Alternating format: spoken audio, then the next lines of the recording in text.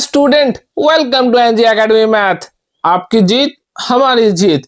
तो आज हम लोग जीत हासिल करने वाले हैं अनुपात।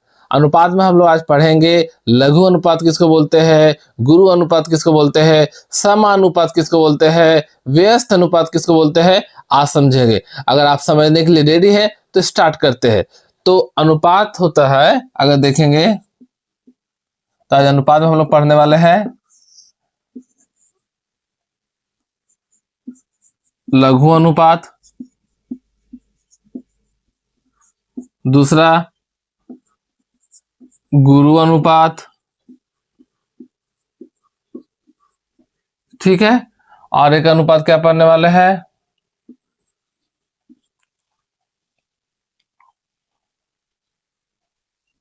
समानुपात,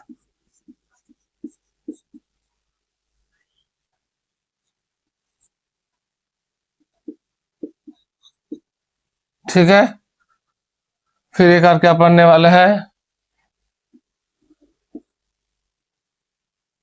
व्यस्त अनुपात,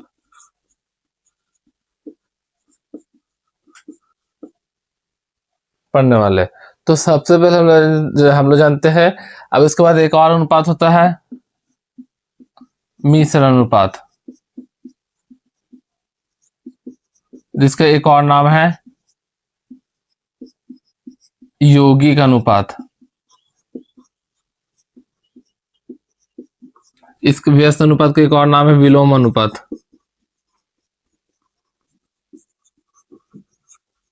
अब याद रख पाइएगा। जैसे अनुपात अगर देखेंगे, सबसे पहले लघु अनुपात, गुरु अनुपात, फिर उसके बाद कौन है, 1 नंबर, 2 नंबर, फिर समानुपात है, फिर 4 नंबर, 3 नंबर में समानुपात, 4 नंबर में व्यस्त अनुपात है, 5 नंबर में क्या है, मिश्र अनुपात या यौगिक अनुपात, ठीक है। अब अनुपात तो हम लोग इतना जान गए कि लघु अनुपात, गुरु अनुपात, मिश्र अनुपात, समानुपात, व्यस्त अनुपात, यौगिक अनुपात वगैरह होता है, ठीक है। तो सबसे पहले अनुपात में अगर देखेंगे बहुत प्रकार होता है। तो इसमें पहला प्रकार क्या है, लघु अनुपात, फिर किसके बाद है गुरु अनुपात, फिर समानुपात, व्यस्त अनुपात और मिश्र अनुपात, ये यौगिक अनुपात, ठीक है। याद रख पाएंगे। अगर आपको याद हो गया तो लिख दे कमेंट में सर याद हो गया है। अब आपको टेंशन लेने की जरूरत नहीं है, हम लोग याद कर लिए हैं, याद हो गया। अब जानते हैं लघु अनुपात किसको बोलते हैं।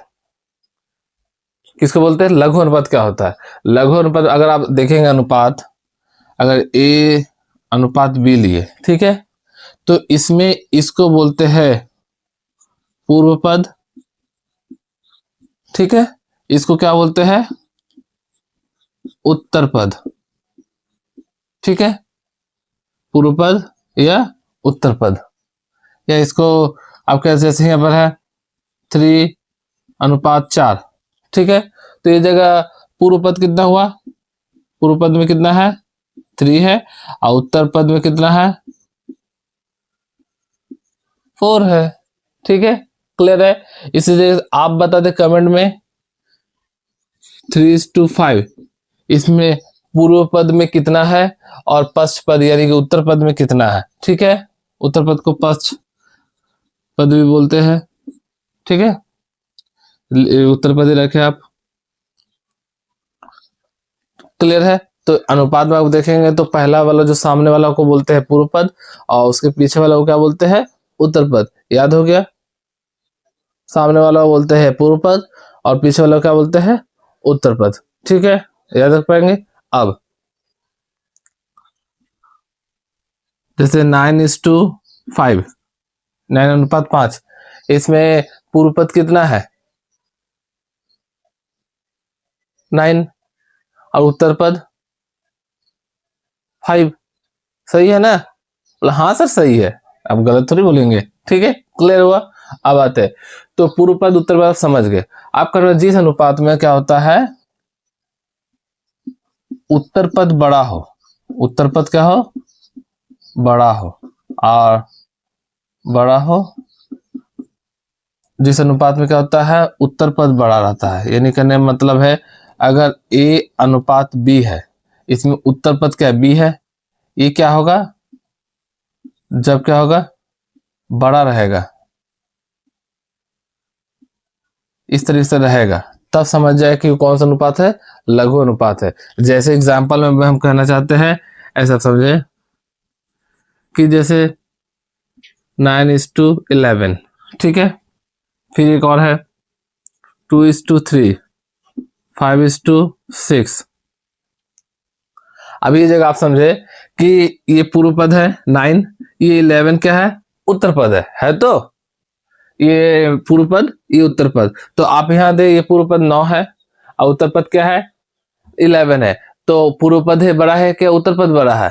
पूर्व पद बड़ा हुआ है कि उत्तर पद बड़ा है? उत्तर पद बड़ा है। तो उत्तर पद जब बड़ा है, यानी कि आगे सब ए अनुपात बी के तौर पर रखे, तो ये क्या हुआ, बी बड़ा है, बी बड़ा है।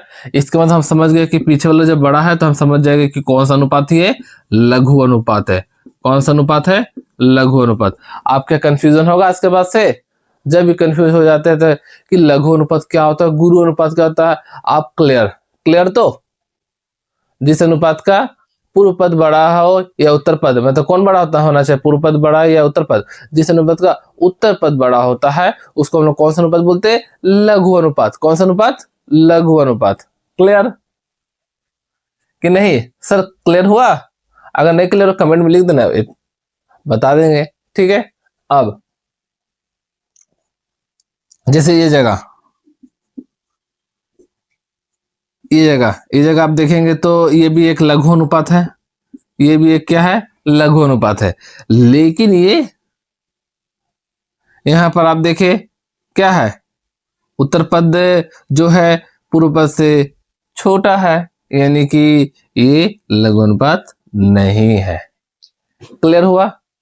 अब बताए इसमें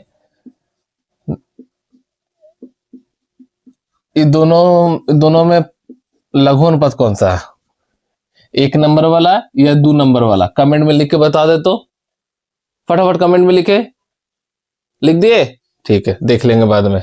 अब आते हैं लघु अनुपात हुआ, उसके बाद आते हैं गुरु अनुपात के विषय में, ठीक है। गुरु अनुपात लघु अनुपात का जस्ट उल्टा ही है, जिसमें पूर्व पद बड़ा रहेगा, उत्तर पद छोटा रहेगा। इसमें क्या होता है, पूर्व पद बड़ा रहता है, बड़ा होता है, ठीक है। कहने का मतलब है अगर ए अनुपात बी है, इसका मतलब बी क्या होगा, बड़ा होगा।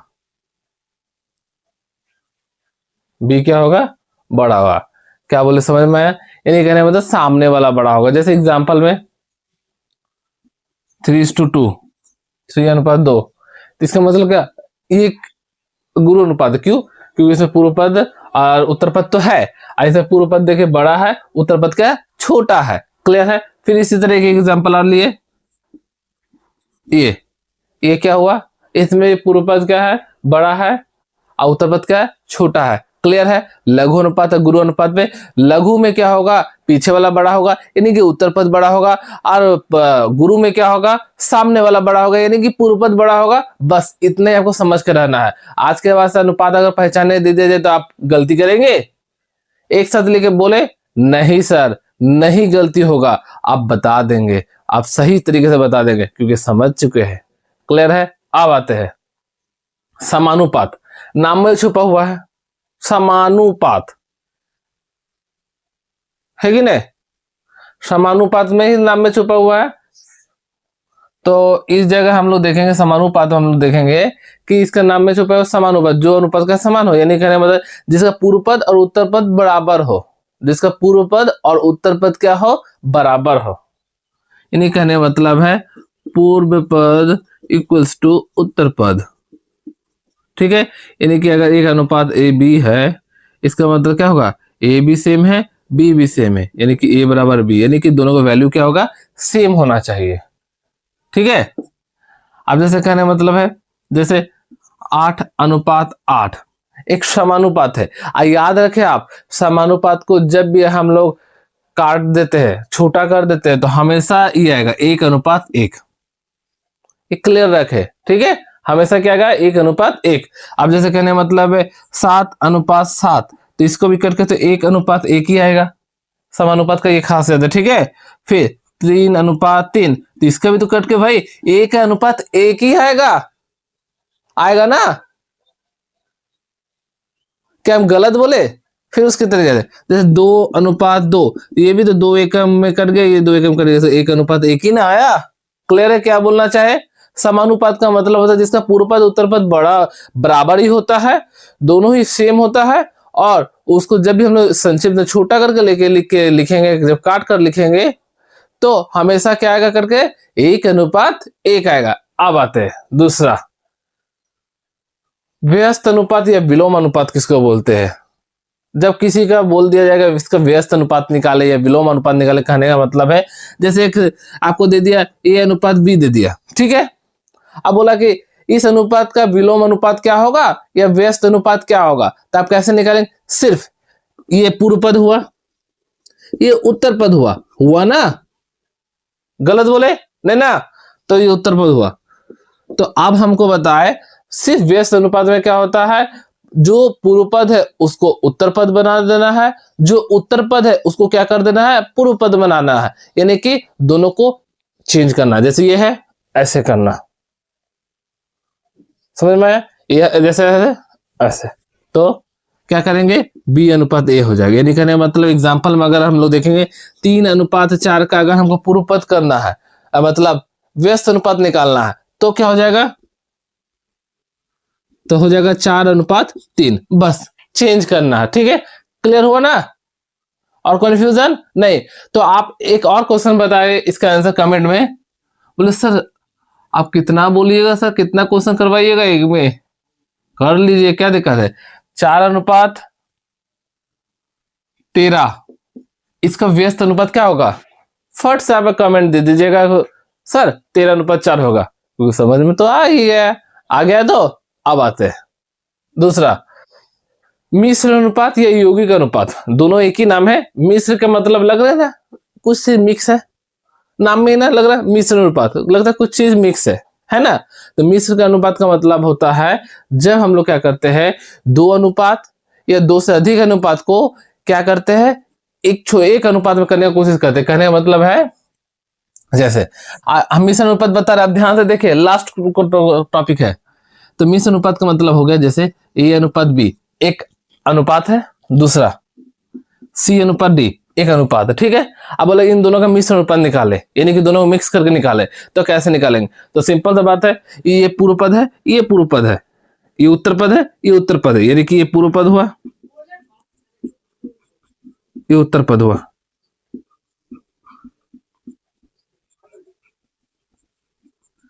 कंफ्यूज? कोई कंफ्यूजन नहीं ना?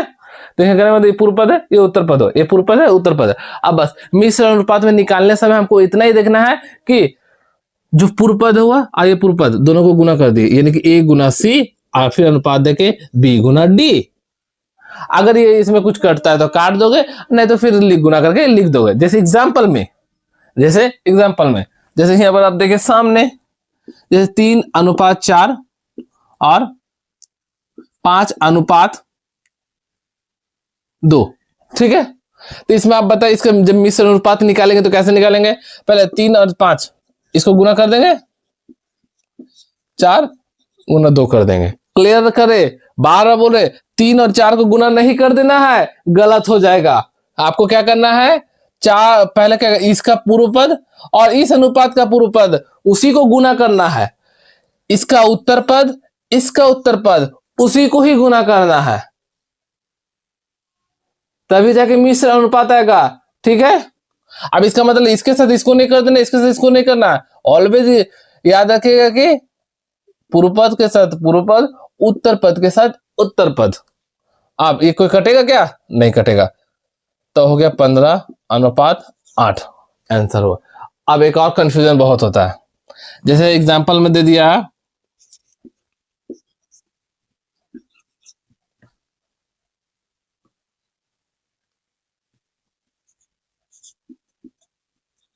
ऐसे दे दिया, ठीक है।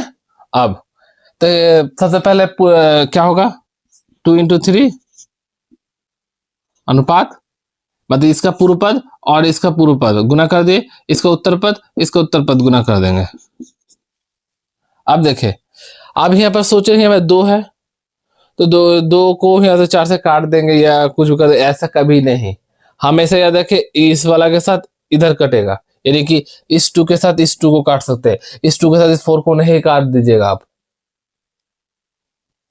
तब बच गया 3:4। क्लियर हुआ? समझ में आया? अगर नहीं समझ में सर एक बार कमेंट में लिख देना, सर समझ नहीं आया, एक बार और बता दीजिए, जरूर कोशिश करेंगे बताएंगे, ठीक है। अब आते हैं एक क्वेश्चन आपके लिए देते हैं। क्वेश्चन क्या रहा? 8:7 और 3:14 और 2:7 का मिश्र अनुपात कितना होगा? इसका आंसर आप लोग क्या करेंगे? कमेंट में लिख के देंगे और पूरी तरीके से सही बना के देंगे, ठीक है। तो मिलते हैं इसी तरीके से दूसरे वीडियो में। आप पढ़ते रहे, सीखते रहे, आगे बढ़ते रहे और हमारे साथ जुड़े रहे। आपको कुछ ना कुछ नया चीज सिखाएंगे। अगर आपको समझ में आया, पसंद अच्छा लगा, तो आप वीडियो को लाइक कर सकते हैं, सब्सक्राइब कर सकते हैं और अपने दोस्तों को भेज सकते हैं। मिलते हैं दूसरे वीडियो में।